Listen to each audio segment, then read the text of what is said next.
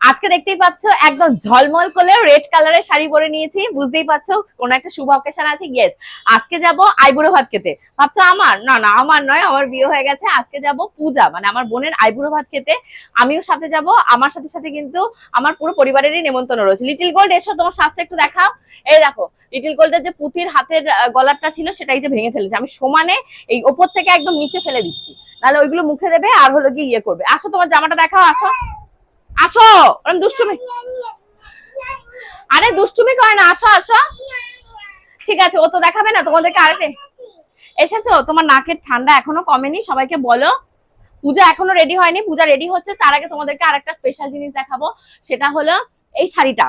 এই শাড়িটা কিন্তু আইবুড়ো ভাতের শাড়ি নয়। এই শাড়িটা হলো আমি যেখানে যাচ্ছি মানে মামা বাড়িতে, তো ওই দিদার জন্য আমি এই শাড়িটা পুজোর সময় কিনে রেখেছিলাম। বাট সামহাও এই শাড়িটা আর পৌঁছানো হয়নি দিদাকে। তো এই শাড়িটা দিদাকে দেবো। তোমরা কিন্তু অবশ্যই আমাকে কমেন্ট করে জানিও যে শাড়িটা দেখতে কেমন হয়েছে।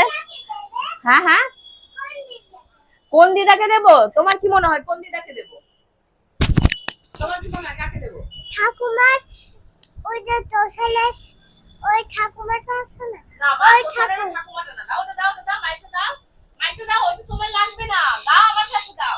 না দেবো। আচ্ছা বলো তো। তো আমি কথা বললে শোনা যাবে না, মাইক না হলে। মাইক না হলে আমার কথা শোনা যাবে না। তো যাই হোক, এইটা দিয়ে এই শাড়িটা দেবো। শাড়িটা এরকম কম্বিনেশন রয়েছে। এই যে শাড়িটা মানে আমি ভেবেছিলাম যে দিদা যখন পুজোতে না মানে পূজার বিয়েতে আসবে তখন দেবো। ইয়েলো আর এরকম স্কিন কালারের রয়েছে। তো চলো আমি একটু রান্নাঘরে এখন যাব। রান্নাঘরের অবস্থাটা ভীষণই খারাপ।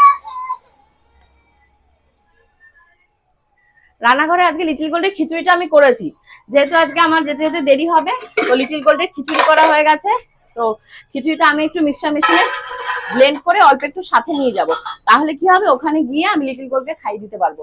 অলরেডি ঘড়িতে এখন 2:30 বাজে, পূজার এখনো ফোন নেই। আমার সেটাই মানে সব থেকে রাগ হচ্ছে। আমি বলেছিলাম যে আমি একটাই যাব, পূজা এখনো রেডি হয়নি।